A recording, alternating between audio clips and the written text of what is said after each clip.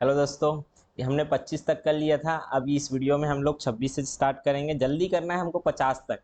हमने टारगेट रखा था 1 घंटे के अंदर, तो मैं सोचा कि वीडियो बड़ा हो जाएगा करके दूसरा वीडियो बना लिया। चलो, दूर की वस्तु से आने वाला प्रकाश नेत्र लेंस से अपवर्तन के बाद यदि रेटिना के सामने एक बिंदु पर अपसरित होता है, तो हमने देखा था ये कि दो प्रकार हो सकता है। एक तो ऐसा आपका ये हो गया, ये दूसरा केस हो गया। एक तो हो सकता है कि ये जो दूर से आने वाली प्रकाश किरण है, ये दूर से आने वाला प्रकाश फोकस होना था रेटिना में, लेकिन ये फोकस हो जाए पहले ही, और पहले फोकस हो जाए तो ये पीछे में ब्लर दिखेगा। एक तो दूसरा केस हो सकता है कि दूर से आने वाली प्रकाश किरण आपका फोकस होना था यहाँ, लेकिन फोकस ही नहीं हो पाया। ऐसा लगेगा ये कि पीछे फोकस हो रहा है। तो इस वाले में निकट में फोकस हो गया, इसलिए इसको क्या बोलते थे? निकट दृष्टि दोष। और ये दूर में हो रहा है, इसलिए इसको बोलते थे दूर दृष्टि दोष। निकट दोष में आपको निकट का स्पष्ट दिखता था। निकट दोष है लेकिन निकट क्या है? स्पष्ट है। दूर दृष्टि दोष है लेकिन दूर दोष है लेकिन दूर क्या है? स्पष्ट है। बस उल्टा हमको देखना था। पूछा क्या है यहाँ? देखो भैया, अपवर्तन के बाद यदि रेटिना के सामने बढ़ रहा है ना, रेटिना के सामने ही अभिसरित हो गया है। रेटिना के पीछे होता है, तो पीछे होता है तो क्या होता है आपका? दूरदृष्टि दोष। सामने होता है तो आपका क्या होगा? निकट दृष्टि दोष। तो इसी को बोलते थे मायोपिया। याद आ रहा है? माँ हाँ दूध पिलाते पास में रख के, मायोपिया। अवतल में बैठ के का पिया ही दूध। तो अवतल लेंस से इसको ठीक कर सकते हो। और दूर दृष्टि दोष को क्या बोलते थे? हाइपरो। और हाइपरो में दूर, ऊर, ऊ से उत्तल लेंस। तो ऊ से क्या होता था? उत्तल लेंस होता था। तो इतना आपको ध्यान में रखना है, एकदम सरल है। जब कार्निया गोलाकार नहीं होता है, तो मैंने बताया है कि यहाँ अगर ये लेंस है, तो ये लेंस के सामने आपका ये जो दिखता है, ये सामने में क्या होता है? कार्निया। और कार्निया का दरवाजा कौन मेंटेन करता है? मैंने बताया है, ये ऊपर नीचे जो गेट रहता है उसको बोलते हैं आइरिस। आइरिस कम या ज़्यादा होकर प्रकाश को कंट्रोल करता है। और कार्निया गोल गोल आपका ब्लैक वॉल है। तो यही कार्निया अगर वक्रीकार हो जाए और इसका वक्रता में डैमेज आ जाए, तो मैं बताया था वक्रता में डैमेज आना ही दृष्टि वैषम्य है। दृष्टि क्या हो जाना? वैषम्य। और इसी को हिंदी में क्या बोलते हैं? अबिंदुकता या एस्टिग्मेटिज्म। तो ये इसके लिए। और आ बिंदु है तो बेलनाकार लेंस यूज करते थे, याद करो। आ बिंदु बेलन बन जा, बेलनाकार लेंस से इसको ठीक किया जा सकता है। तो 4 दोष था और चारों दोष को आप ठीक कर सकते हो इससे। लेकिन एक दोष है जो वर्णांधता होता है। वर्णांधता क्या होता है भैया? वर्ण अंधता। वर्ण के लिए अंध हो। आप हर प्रकाश को देख सकते हो लेकिन कुछ प्रकाश को आप भेद नहीं कर पाओगे। तो ये लाल और हरा है, ये ध्यान रखना। लाल और हरा, अगर दो प्रकाश आपको एक साथ दिखे तो आप नहीं बता पाओगे कि कौन सा लाल और कौन सा हरा है। तो वर्णांधता में, जो वर्णांधता जिसको हुआ है उसको प्रॉब्लम क्या होता है? बचपन से होता है या तो विटामिन की कमी के कारण होता है। अब ये आँख के कारण हुआ नहीं ना, आँख के कारण नहीं हुआ है, तो आँख में आप चश्मा लगा के इसको ठीक नहीं कर सकते। वर्णांधता के लिए आपको जो बीमारी है ये खतरनाक बीमारी है। तो लाल और हरा में आप भेद नहीं कर पाओगे, ये ध्यान रखना। तो लाल हरा एकदम बेसिक सा कलर है, याद हो जाता है। RGB होता है ना, RGB। तो बी को तो हटा दो, ये दोनों में वो भेद नहीं कर पाता, मतलब खतरनाक चीज हो जाता है। जो पूरा ये प्राथमिक रंग में ही भेद नहीं कर पा रहा है, तो रेड और ग्रीन में क्या नहीं कर पाता है? भेद नहीं कर पाता है RGB के R और G में। ये ध्यान में रखना। तो वर्णांधता वर्ण का अंधता है, कलर ब्लाइंडनेस इसको इंग्लिश में बोलते हैं। चलो आगे। ये एकदम सरल सा प्रश्न है। ऐसा जब भी कुछ भी आता है तो आप ध्यान रखना कि आप यहाँ से जो श्वेत प्रकाश डाल रहे हो, ये प्रिज्म को अगर ऐसे चिपका के, दोनों प्रिज्म को ऐसे चिपका के रखा जाएगा, तो देखो ना ये कैसा संरचना बन रहा है। दोनों प्रिज्म को ऐसे चिपका के रख दोगे, तो दोनों प्रिज्म को चिपका के रखोगे तो ऐसा टाइप का कुछ संरचना बनेगा। और ऐसा संरचना बन रहा है तो ये कांच का एक सामान्य गुटका हो जाता है। और कांच के सामान्य गुटका में बस प्रकाश का अपवर्तन होता है, विक्षेपण नहीं होता है। तो वही है यहाँ। पहली बात तो ये विक्षेपण तो होगा, ये विक्षेपण होगा कितने रंगों में? 7 रंगों में, हमको पता है विक्षेपण होना है। लेकिन दूसरी बार जब ये विक्षेपण होगा तो उल्टा हो जाएगा, और ये विक्षेपण जाके यहाँ मिल जाएंगे, और यहाँ मिल जाएंगे तो क्या होगा? फिर से यहाँ मिल जाएंगे, तो यहाँ से फिर से क्या निकलेगा? सफ़ेद प्रकाश। तो यहाँ से फिर से क्या निकलता है? आपका सफ़ेद प्रकाश निकलता है। तो ये ध्यान में रखना, जब भी ऐसा कुछ संरचना दिया है कि दो प्रिज्मों को जोड़ दिया जाए, उसके पार्श्व पृष्ठ को जोड़ के रख दिया जाए, तो वो सामान्य कांच का गुटका जैसा व्यवहार करेगा। और कांच के गुटका में हमने देखा है केवल अपवर्तन होता है, उसमें बिल्कुल भी क्या नहीं होता है, वर्ण विक्षेपण नहीं होता है। देखो पर्दे पर नीचे से ऊपर प्रकाश का स्पेक्ट्रम, तो स्पेक्ट्रम दिखेगा बोल रहे हैं तो गलत है, स्पेक्ट्रम नहीं दिखेगा। बताया सफेद सफेद प्रकाश, स्पेक्ट्रम मतलब वर्ण नहीं दिखेगा। पर्दे पर श्वेत प्रकाश, ये सही बोल रहा है। पर्दे पर कोई प्रकाश नहीं पड़ेगा भैया, कहाँ जाएगा प्रकाश, पड़ेगा भैया। पर्दे पर ऊपर से नीचे स्पेक्ट्रम नहीं दिखेगा, वर्णक्रम नहीं दिखेगा, तो ऑप्शन बी राइट आंसर है। एक समतल दर्पण प्रकाश की किरण, एक किरण उसकी सतह के अभिलंब आपतित होती है, उसके आपतन कोण और परावर्तन कोण होंगे। तो समतल दर्पण पर प्रकाश की एक किरण उसकी सतह के अभिलंब आपतित होती है। मैं तो इसको बता दिया हूँ कि ये अगर एक समतल दर्पण है तो इसके सतह में एक यदि अभिलंब है, अगर कोई प्रकाश किरण इसके सतह में अभिलंब आपतित होती है तो यहाँ आई कितना होगा, 0, और आई 0 है तो आर भी क्या होगा, 0, क्योंकि आई और आर बराबर होता है। तो यहाँ क्या हो जाएगा, क्रमशः 0 0 एकदम राइट आंसर। पेरिस्कोप किसके सिद्धांत पर काम करता है? तो पेरिस्कोप हमने देखा था कि कहीं भी अगर आपका नहीं दिख रहा है कुछ अंदर की बातें, तो आप पेरिस्कोप से उसको देख सकते हो। जैसे मैंने बताया था ये जल का उदाहरण लेकर कि आप अंदर में बैठे हो, अंदर में बैठे हो, अब जल से बाहर नहीं आना है तो आप क्या लगा लो, पेरिस्कोप लगा लो। मैं आपके लिए पेरिस्कोप बनाता हूँ, ऐसा टाइप का आप घर में भी बना सकते हो। ऐसा टाइप का पहले पाइप का डब्बा आता था, तो आप ऐसे पाइप को काट के ऐसे बना लो ऐसे। लेकिन ध्यान रखना इस पाइप में यहाँ काट के, यहाँ काट के और यहाँ काट के आपको क्या लगा लेना है, दर्पण लगाना है। ये दर्पण लगा लिए तो अब क्या होगा कि आप कहाँ हो, आप हो जल के अंदर या कहीं भी ऐसे जगह में हो जहां से आपको कोई नहीं देख सकता। सामने वाले को, ये आदमी को बस क्या दिखेगा, ये आदमी तो अगर पता है तो उसको पता है, नहीं पता है तो उसको क्या दिखेगा, यहाँ से एक पाइप बस निकला हुआ दिखेगा।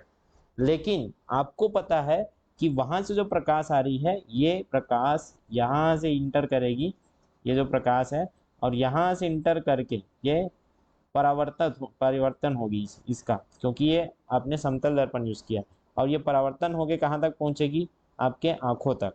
और ये प्रकाश आपके आंखों तक पहुंच रही है, इसलिए आप उस व्यक्ति को क्या कर लोगे, देख पाओगे, बाहर में कौन खड़ा है व्यक्ति को देख पाओगे। लेकिन क्या वो देख पाएगा, वो नहीं देख पाएगा, उसको तो ऐसा लगेगा कि कुछ पाइप बस है। तो आप इसमें देख सकते हो। तो पेरिस्कोप मतलब चारों ओर, पेरियोस्कोप, स्कोप मतलब देखना, जैसे टेलीस्कोप मतलब दूर को देखना, वैसे पेरी मतलब चारों ओर आप नज़र रख सकते हो। तो पेरिस्कोप किस सिद्धांत पर काम करता है, तो दिख रहा होगा पेरिस्कोप यहाँ से परावर्तित प्रकाश को यहाँ परावर्तन करने के बाद ही दिखा पा रहा है। तो परावर्तन के नियम पर ये काम करता है पेरिस्कोप, इसको मैं क्लास में भी समझा चुका हूँ। दो एक दूसरे के लंबवत समतल दर्पण के बीच एक पेन को रखा जाता है, पेन की निर्मित कई बार मैं बता दिया, लंबवत समतल है, थीटा का मान क्या है, 90 डिग्री। तो यहाँ प्रतिबिंब की संख्या क्या होगा, 360 अपॉन क्या होता था, बटा डिग्री, जितना कोण है -1। तो यहाँ 4 इन 1 हो जाएगा, और 90 डिग्री में कितना कोण बनता है आपका, 3 प्रतिबिंब बनता है समतल। हमने 60 वाला भी अभी देखा था। नीचे दी गई कौन सी घटना प्रकाश के अपवर्तन से संबंधित नहीं है? अपवर्तन मतलब प्रकाश का विचलन।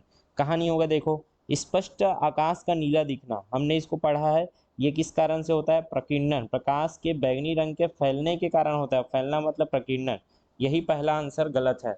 अपवर्तन के कारण आकाश नीला नहीं दिखता, जबकि प्रकीर्णन के कारण दिखता है। लेंस द्वारा प्रतिबिंब बनना, ये तो अपवर्तन है 100%। पानी से भरे बर्तन में सिक्का ऊपर उठना, ये भी अपवर्तन है। सूर्योदय से पहले सूर्यास्त के बाद सूर्य दिखना, ये भी क्या है, अपवर्तन है। लेकिन आकाश का नीला दिखना, ये क्या है आपका, प्रकीर्णन का प्रभाव है, ये हमने देखा था। आगे वर्णांध, ये मैं बता दिया, कलर ब्लाइंडेड निम्न रंगों के मध्य भेद नहीं कर पाता। तो नॉर्मल कलर क्या होता है, RGB, ये R और G मतलब लाल और हरा, इसके बीच क्या नहीं कर पाता है, ये भेद नहीं कर पाता है कि इसको दो रंग, आप दो सेब दिखा दो, एक लाल सेब एक हरा सेब, उसको पूछोगे कौन सा लाल कौन सा हरा, तो नहीं बता पाएगा कि उसको कलर ब्लाइंडनेस है, वो नहीं देख पाता है कलर को सही से, जैसा उस कलर में है वैसा। तो यहाँ लाल और हरा आपका क्या हो जाएगा, राइट आंसर। आगे बाईफोकल लेंस, द्विफोकसी लेंस, तो मैं अभी बताया हूँ इसको, द्विफोकसी क्लास में भी चर्चा किए थे। जरा दो फोकस लगा दो भाई, जरा दो फोकस मतलब कौन सा दोष है ये, जरा दोष के लिए यूज किया जाता है आपका द्विफोकसी लेंस, बाईफोकल लेंस। इसके बाद क्या है, निम्नलिखित पदार्थों को उनमें से गुजरने वाले प्रकाश के वेग के अनुसार अवरोही घटता क्रम, तो घटता क्रम कैसे होगा, यस घटता क्रम ये होगा, ज्यादा वेग से कहाँ तक जाना है आपको, कम वेग। देख लो यार, कम वेग, सबसे कम वेग कहाँ होता है, हीरा में। हीरा में सबसे कम वेग होता है, क्यों, क्योंकि हीरा में क्या होता है, अपवर्तनांक 2.42 होता है, याद करो। उससे ज़्यादा अपवर्तनांक कहाँ होता है? कांच में, 1.5, याद करो कांच। उससे ज़्यादा कहाँ होता है? तारपीन तेल। मैं इसको चर्चा किया था क्लास में, हमने बोला भी था, कई एक बच्ची ने आपका घनत्व ज़्यादा होता है सर कैसे हो जाएगा करके चर्चा भी किया था। और यहाँ जल, तो सबसे ज़्यादा वेग जल में होगा, फिर उससे कम तेल में होगा, उससे कम कांच में, और सबसे कम कहाँ होता है? हीरा में, क्योंकि अपवर्तनांक बहुत ज़्यादा होता है। तो जल क्या है भैया देख लो। यदि ये हीरा पता रहना चाहिए ना, हीरा तो लास्ट में ही आएगा, तो सी तो लास्ट में ही होना था, तो ऑप्शन डी तो गलत हो गया। सी के बाद आपका डी ही होना था, डी के बाद सी। तो ऑप्शन देखो अब ए और बी, तो यहाँ जल पहले होगा तो बी और ए, तो B A D C, B A D C option क्या आना था? राइट आंसर आपका बी आना था। आगे बढ़ते हैं। एक लेंस द्वारा एक वस्तु की बनाई गई छवि आभासी, ऊर्ध्व और आवर्धित होती है। अच्छा, इसमें और मैं आपको लिख सकता हूँ, जैसे निर्वात, निर्वात का जो म्यू होता है वो एक होता है, निर्वात में सबसे ज़्यादा है। उसके बाद कहाँ रहता है? वायु में, जिसका होता है 1.0 लगभग 3 होता है।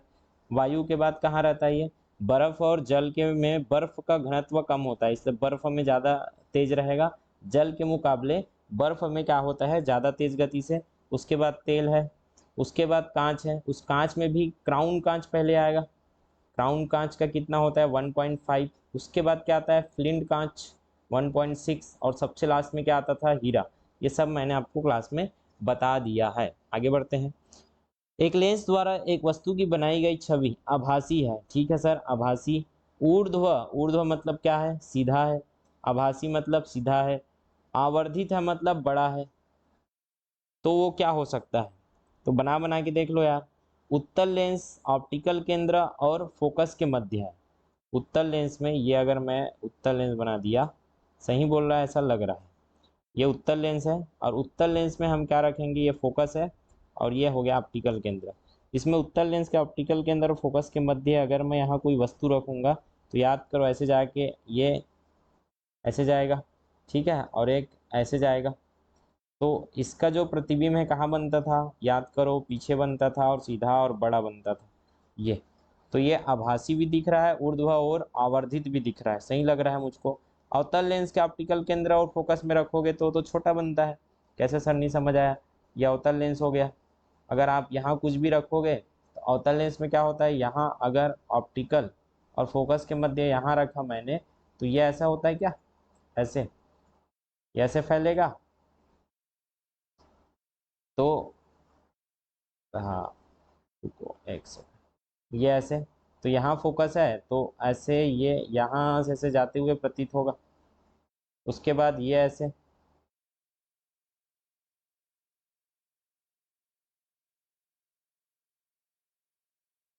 ऐसे, ठीक है। तो ये ऐसा होता है कि इसका जो प्रतिबिंब है वो क्या बनेगा? नॉर्मल केस में आपका प्रतिबिंब कहाँ बनता है? पीछे बनता है, छोटा बनना था, तो ये छोटा ही बनता है। कैसे सर, समझ नहीं आया? ये देखो वहीं पास क्या बनेगा? ये छोटा, बहुत छोटा बनेगा। तो ये जो प्रतिबिंब है एक्चुअल में वापस में मिलता हुआ प्रतीत होता है, लेकिन नहीं बनता है। क्लियर है? तो ये ध्यान में आप रखोगे।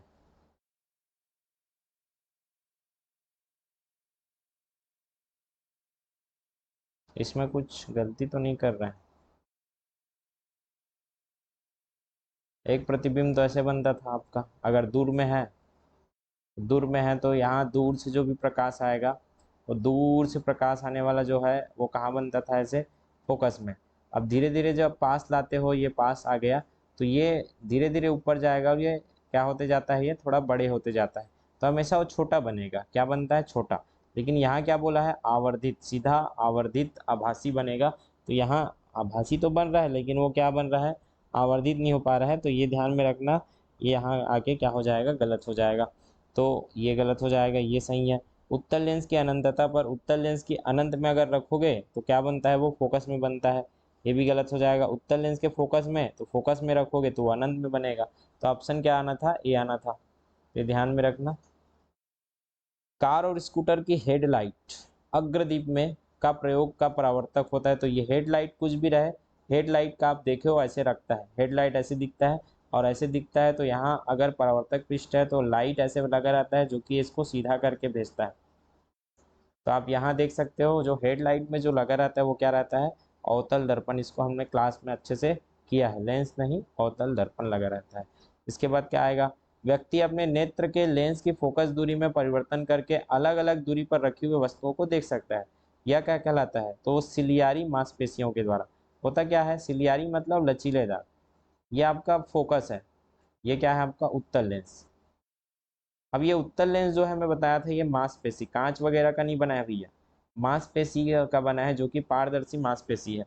अब जो पारदर्शी जो मांसपेशी है, ये पारदर्शी मांसपेशी छोटा बड़ा होता है, ये फोकस में अपना चेंज करता है, और फोकस में चेंज करके आप दूर पास स्थित सब वस्तु को आप देख पाते हैं, पर फोकस करता है। तो जैसे कैमरा आप मोबाइल पकड़ोगे और मोबाइल में ऐसे दबा के फोकस करते हैं ना, वैसे ही आपके पास ये क्वालिटी भगवान ने पहले से दे के रखा है कि आप सिलियारी, सिलियारी मतलब छोटा बहुत बड़ा थोड़ा बहुत आप देखना, दूर का कुछ नहीं दिख रहा होता है तो ऐसे ऐसे तनिया के आप देखना प्रयास करते हो, तो आप वहाँ क्या करते हो, अपने मांसपेशी को आप क्या करने पर का प्रयास करते हो, फोकस करने का प्रयास करते हो। तो यहाँ सिलियारी मांसपेशी के द्वारा आप क्या करते हो, फोकस दूरी में परिवर्तन करते हो, कि दूर से अगर कोई प्रकाश आ रहा है तो उसको आप फोकस करने का प्रयास करते हो। तो ये ध्यान में रखना, ये पावर आपके पास है। अच्छा सर, हमको तो पता ही नहीं था, आप करते हो भैया ये सब। एक लड़की एक दर्पण के सामने खड़ी है और यह देखती है कि वह कहीं भी खड़ी हो उसका प्रतिबिंब हमेशा सीधा बनता है। दर्पण हो सकता है या तो समतल या उत्तल। उत्तल दर्पण में सीधा बनता है क्या? हाँ सर, सही बोल रहे हो। हमेशा क्या बनता है? सीधा बनता है। याद करो, उत्तल दर्पण में कहीं भी अनंत से भी प्रकाश आएगा, तो अनंत से प्रकाश आएगा तो फोकस में बनता था। अगर वो पास में है कोई, तो पास में तो ऐसे क्या बनता था वो, याद करो, ये अगर फोकस से जा रहा है और ये ऐसे होता था, तो 100% वो क्या बनता था? हमेशा सीधा, भले छोटा बनेगा लेकिन सीधा बनता था। तो ये सीधा ही बनना है, और समतल में तो कभी उल्टा ही नहीं बनना है। तो केवल समतल और केवल उत्तर बोलना गलत होगा। समतल हो सकता है, समतल में हमेशा सीधा बनता है, और उत्तल में भी हमेशा क्या बनता है आपका? सीधा आभासी बनता है और छोटा बनता है। हमने क्लास में इसको चर्चा किया था, एकदम सरल प्रश्न था ये। एक लड़का धूप से एक अंधेरे कमरे में प्रवेश करता है, तो हमने ये पढ़ लिया था। धूप में था, तो ये धूप में था, तो ये जो आपका आईज है, ये जो है ये धूप में था, तो क्या होगा? जो पुतली का आकार है, पुतली मतलब कार्निया, हमने जो पढ़ा था, इसमें जो पुतली का आकार है यहाँ जो है धूप में है मतलब छोटा रहेगा। क्यों भैया? जब धूप में है तो छोटा, ये धूप है तो ये क्या होता है? छोटा।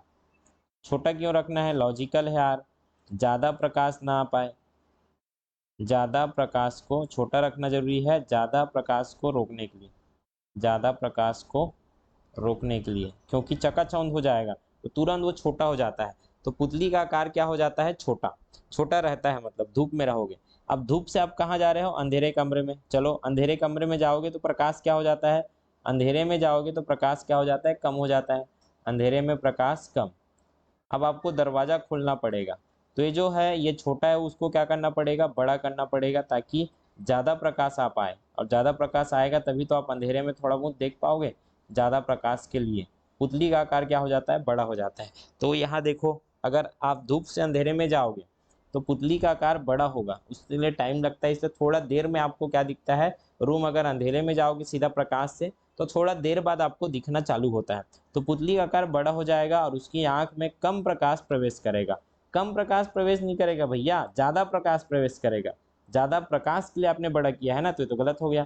उसकी पुतली का आकार छोटा होगा, गलत। छोटा नहीं होगा, बड़ा होगा। जब आप ज़्यादा प्रकाश में हो तो छोटा था, कम प्रकाश में गए तो बड़ा हो जाएगा, क्योंकि ज़्यादा प्रकाश चाहिए। अगर आप अंधेले में हो तो छोटा है, अंधेले में हो, सॉरी, अंधेले में हो तो बहुत बड़ा है आपका दरवाजा, क्योंकि प्रकाश ज़्यादा आना चाहिए।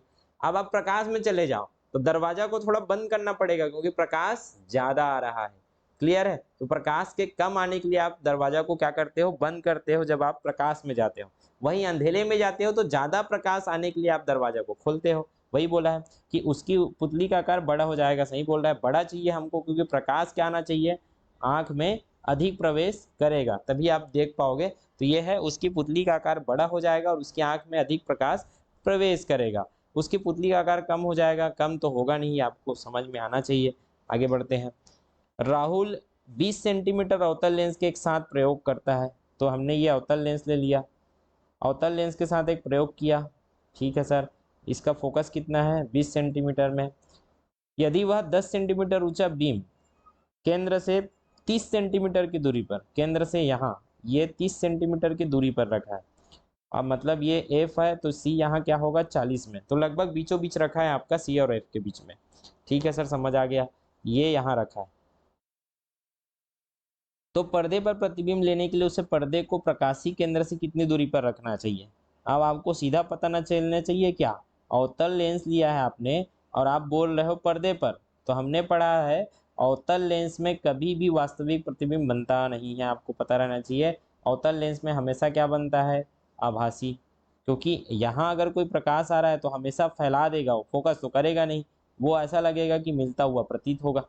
याद करो, तो हमेशा फैलाएगा तो कभी भी आपका प्रकाश मिलेगा ही नहीं वास्तविक रूप से। कहाँ, अवतल लेंस में, अवतल लेंस में नहीं मिलता है, तो अवतल लेंस में जब मिलता ही नहीं है तो कहाँ का पर्दे में प्राप्त करोगे भैया। तो यहाँ सीधा बनना था, पर्दे को कहीं भी रखो प्रतिबिंब तो मिलेगा ही नहीं। ऑप्शन क्या रहा था, राइट आंसर है। मस्त घुमाया था फालतू का, ये ए बी 50 तो 20 तो ये दिया है, एकदम सरल प्रश्न था।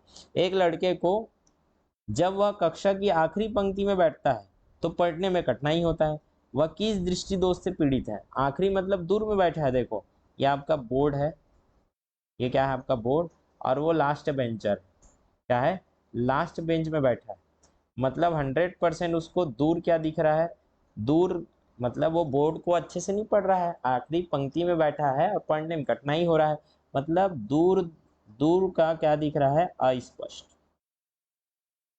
तो निकट क्या है, स्पष्ट है, निकट स्पष्ट होगा, अगर दूर अस्पष्ट है तो निकट क्या होगा, स्पष्ट होगा। ठीक है सर, अगर दूर स्पष्ट है, दूर क्या है, अस्पष्ट है, तो इसका उल्टा उसको क्या होगा, निकट दृष्टि दोष होगा। इसका उल्टा क्या होता है, निकट दोष होगा, कि निकट दोष होता है तो निकट स्पष्ट दिखता है और दूर क्या दिखता है, अस्पष्ट, उल्टा दिखता है ना। तो यहाँ दूर अस्पष्ट दिख रहा है मतलब दूर दोष नहीं होगा उसको, इसका उल्टा हमने पढ़ा है ना, अगर मुझको दूर अस्पष्ट दिख रहा है, दूर का नहीं दिख रहा है, तो दूर दोष नहीं, निकट दोष होगा।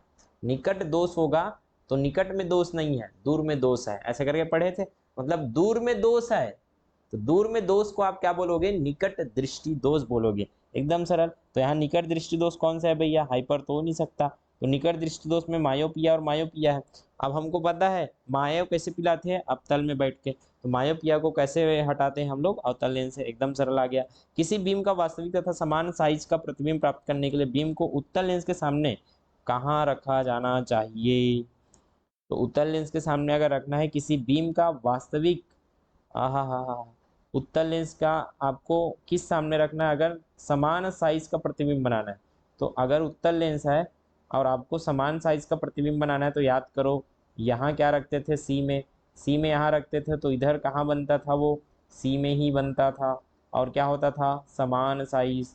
और सी क्या होता है, देखो सी में रखोगे तो उधर सी में बनेगा, बनेगा कि नहीं बनेगा, ये एफ और ये एफ, तो लेंस के मुख्य फोकस में रखने से बनेगा क्या, कहाँ रखना चाहिए, मुख्य फोकस में रखने से बनेगा, फोकस दूरी के दोगुने पर, सही बोल रहा है क्या, फोकस दूरी के दोगुना में क्या होता है आपका वक्रता केंद्र, तो सी बराबर ही तो 2f होता है, तो सी को आप 2f भी बोल सकते हो, तो ऑप्शन क्या आना चाहिए, बी, कि फोकस दूरी के दोगुने पर आप रखोगे तो वस्तु का बराबर प्रतिबिंब आपको प्राप्त होता है, अनंत पर नहीं भैया, लेंस के प्रकाशित केंद्र पर भी या बीच में भी नहीं।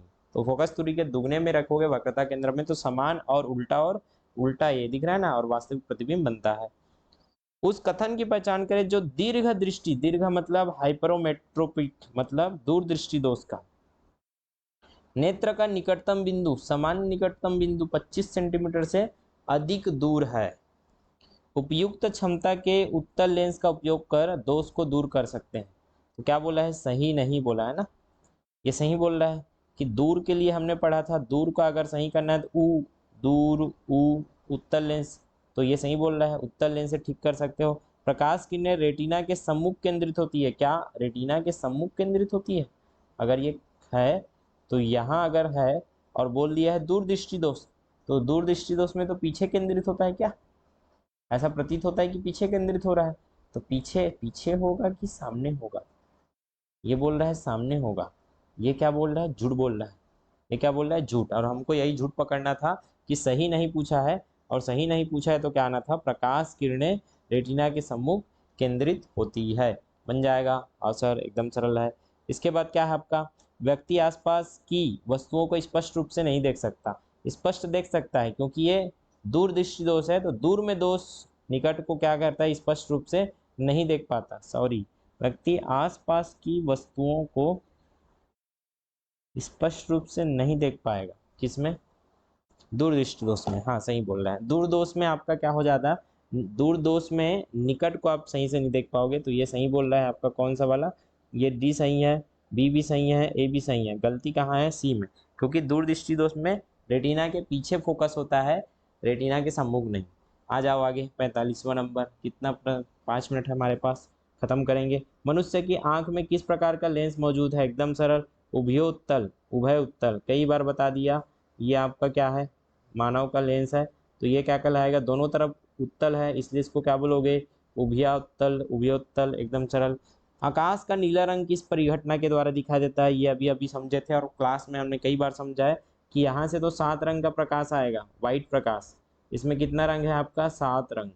लेकिन ये 7 रंग में से जो बैगनी है, ये जो बैगनी रंग है, इसका प्रकीर्णन ज़्यादा हो जाता है, क्योंकि लेमड़ा कम होता है, और लेमड़ा कम होने के कारण ये कूद नहीं पाता है, ऐसे करके हमने याद किया था। प्रकीर्णन ज़्यादा हो जाता है, इसलिए आकाश क्या दिखता है? आकाश दिखता है नीला। ये हमने कर लिया है क्लास में अच्छे से। आगे बढ़ते हैं। फोकस दूरी को परावर्तित करने की नेत्र लेंस की क्षमता, जिसमें विभिन्न स्थानों पर रखी वस्तुओं को देखा जा सकता है, तो इसको बोलते हैं समंजन, समंजन क्षमता। ऐसे करके याद रखना कि आप विभिन्न स्थानों पर रखी वस्तुओं को देख सकते हो। नेत्र लेंस की है कौन सी क्षमता है? समंजन, एकमोडेशन। कि यहाँ अगर आपका आँख है तो ऐसा नहीं कि आप सामने रखे उसी को देखोगे, सामने वाले इधर को भी देखोगे, इधर वाले वस्तु को भी देखोगे, सबको देख पाते हो आप। दूर में रखिए उस वस्तु को भी देख पाते हो आप। तो ये क्या कहलाता है? समंजन। क्या करना है? समंजन, एक साथ वो सबको समंजित करके आपको दिखाता है। तो समंजन कैसे याद करना? सभी वस्तु का मंजन घस देते हैं। यहाँ मुंह मंजन नहीं घसता है, आँख से मंजन घस लेता है। सभी वस्तु का आँख से क्या घस लेता है? ये मंजन। तो घस लेना भाई, गुड़ाखू मंजन, आँख से घस लेना। ठीक है। तरंग दैर्ध्य की इकाई क्या है? एकदम सरल, तरंग दैर्ध्य एक लंबाई ही तो है। कि ऐसे अगर मैं ये तरंग लगाया तो तरंग में हम नापेंगे ही तो, कि यहाँ श्रृंग और श्रृंग के बीच, दो लगातार श्रृंग के बीच की दूरी, और जहाँ दूरी वहाँ मीटर, जहाँ दूरी वहाँ क्या होता है? मीटर। एकदम सरल था। तो हर्ट्ज किसका है? हर्ट्ज है आवृत्ति का। तो ये आवृत्ति का मापन नहीं है तरंग दैर्ध्य। डायऑप्टर किसका है? पावर का है, लेंस पावर का। फैराडे किसका है? फैराडे आपका विद्युत धारिता आगे आएगा। तो फैराडे भी नहीं है। तो ये आपको क्या हो जाएगा? जो मेन है वो क्या है? मीटर। आंख में प्रकाश संवेदी पर्दा, जहां वस्तु का प्रतिबिंब बनता है, कई बार हो गया। पर्दा को क्या बोलते हो आप? रेटिना बोलते हैं। एकदम सरल। एक व्यक्ति के चश्मे की लेंस की क्षमता क्या है? 2D है। वह निम्न में से किस दोष से पीड़ित है? तो हमने पढ़ा है यहाँ बढ़िया से, आपको क्या दे दिया है? +2D। तो इतना तो आपको समझ आना था। ये प्लस किसका होता है? प्लस होता है उत्तल लेंस का। प्लस किसका होता है? उत्तल लेंस का। और उत्तल लेंस किसको लगाया जाता है? जिसको दूर दृष्टि दोष है, क्योंकि दूर के लिए उत्तल लेंस होता है, ऐसे याद किए थे। दूर दृष्टि दोष है, उसको उत्तल लेंस लगाया जाता है। मतलब आपको अगर पॉजिटिव चश्मा लगा है, पॉजिटिव नंबर है आपका, मतलब आपको उत्तल लेंस का लगा है, और आपको दूर दृष्टि दोष है, इसका मतलब ऑप्शन ए राइट आंसर। तो हमने पढ़ा है कि अगर निकट दोष है, निकट दोष, तो निकट में मायोपिया है और माँ का पीला थे, निकट दोष को क्या बोलते थे? मायोपिया। तो माँ क्या पिलाती है? दूध पिलाती है अवतल में बैठ के, तो अवतल हो जाएगा, अवतल लेंस। और यदि दूर दृष्टि दोष है, तो दूर दृष्टि दोष में क्या होता है? दूर दृष्टि दोष को बोलते हैं हाइपरोपिया।